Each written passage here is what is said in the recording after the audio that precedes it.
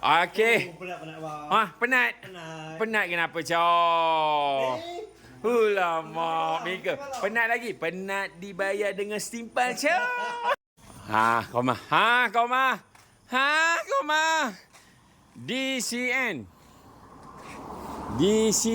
Siapakah gerangan ini? Apakah yang mau dihantarnya si dema ini? Jeng. Atau apa dengan hantarnya, Cok? Waalaikumsalam. Teman tahu, bau-bau kereta Mika dah ada dah. Mika biar betul. Apa ikan yang Mika nampak? Atau apa yang teman nampak? Tak nampak apa pun. Mika biar betul. Lama, mantap. Benar ke apa yang teman dengar ni? Lama, mantap. Okey, jom. Kasih timbang. Aduh, 2-3 hari lepas ramai orang bertanya, bang, tak ada ke bang yang potong-potong? Bang, tak ada ke bang yang potong-potong? Akhirnya, jeng. Okey, alhamdulillah. Rezeki malam katanya. Okey, sekejap. Tu bolam tu dulu. Okey. Alright. Sekarang ni kita kasih timbang dulu Temoleh 1 ekor, tenggalan 1 ekor, kelabau 1 ekor. Okey. Tenggalan dulu 1 kilo 150 tenggalan.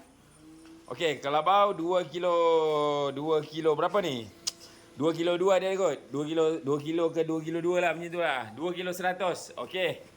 Tengah kelabau 2 kilo 100. Inilah dia koma yang ditunggu-tunggu. Alhamdulillah. Cik Leh ada apa-apa yang nak perlu dikatakan kepada kawan-kawan? Apa marilah turun apa?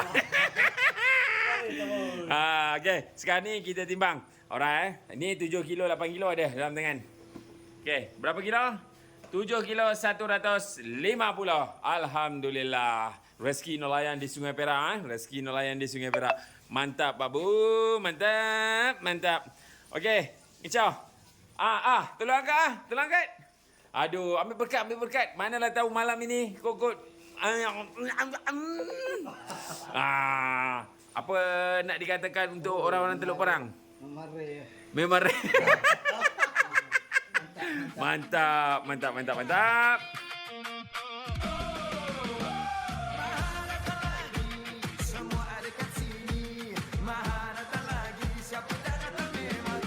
Malu apa kalau bertani? Itu kan usaha sendiri.